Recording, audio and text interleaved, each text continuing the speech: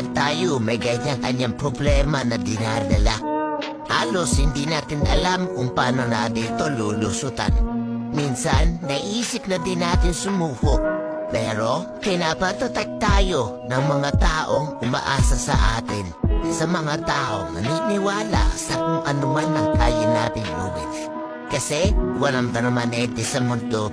Lahat lumilipas, kaya wag mo ikulong ang sarili mo.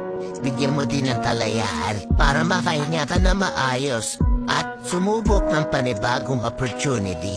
Huwag kang matakot mawalan kasi panigurado may maganda na babalik. Pasaya mo na makita kayong mananalo sa laban ng buhay. Alam ko, balang araw na sa malayo na. At ang mga masama mong pinagdaanan ay kwento na lang sa alaala mong babalikan. Ito dapat ang lagi mo ilagay sa iyong isip. Tuloy-tuloy lang, walang titigil. At kung pagod ka na, pahinga lang.